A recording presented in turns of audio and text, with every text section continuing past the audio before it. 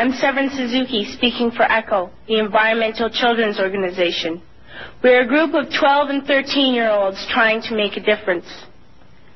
Vanessa Suddy, Morgan Geisler, Michelle Quigg, and me. We've raised all the money to come here ourselves, to come 5,000 miles to tell you adults you must change your ways. Coming up here today, I have no hidden agenda. I am fighting for my future. Losing my future is not like losing an election or a few points on the stock market. I am here to speak for all generations to come. I am here to speak on behalf of the starving children around the world whose cries go unheard. I am here to speak for the countless animals dying across this planet because they have nowhere left to go. I am afraid to go out in the sun now because of the holes in our ozone.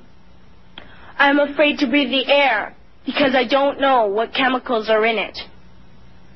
I used to go fishing in Vancouver, my home, with my dad, until just a few years ago we found the fish full of cancers. And now we hear of animals and plants going extinct every day, vanishing forever.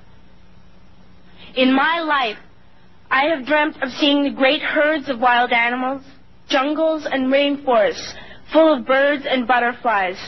But now I wonder if they will even exist for my children to see. Did you have to worry of these things when you were my age? All this is happening before our eyes, and yet we act as if we have all the time we want and all the solutions. I'm only a child, and I don't have all the solutions. But I want you to realize, neither do you. You don't know how to fix the holes in our ozone layer. You don't know how to bring the salmon back up in a dead stream. You don't know how to bring back an animal now extinct. And you can't bring back the forest that once grew where there is now a desert.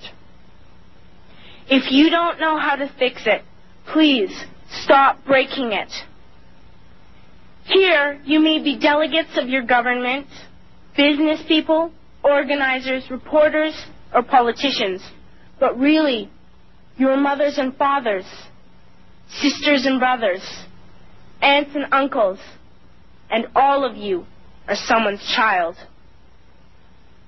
I'm only a child, yet I know we are all part of a family, 5 billion strong. In fact, 30 million species strong. And borders and governments will never change that.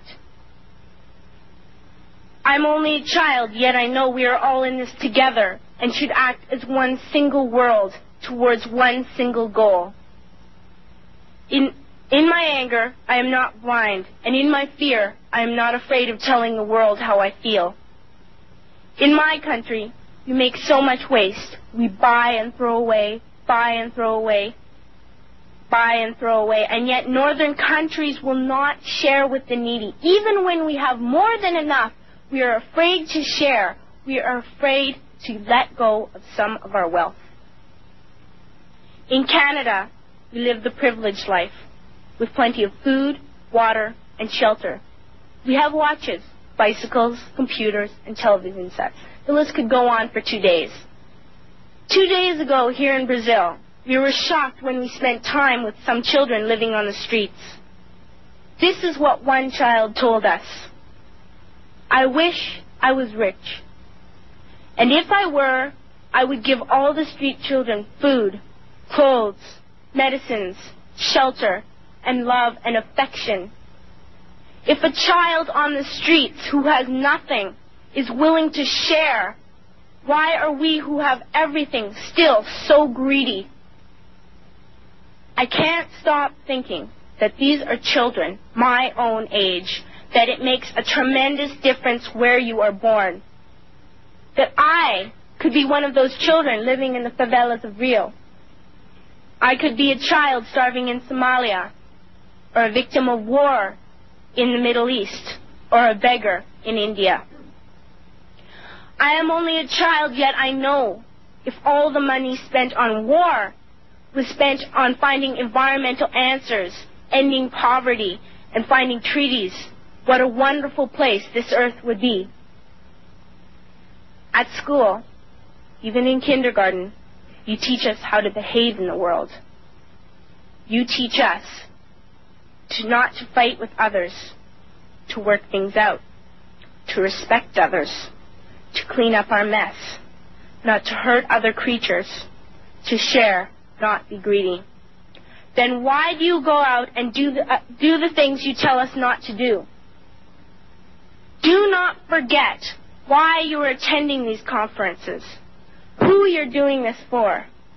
We are your own children. You are deciding what kind of a world we are growing up in.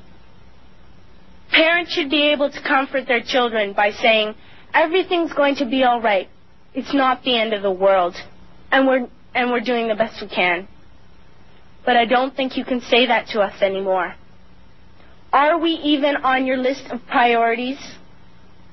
My dad always says, you are what you do, not what you say.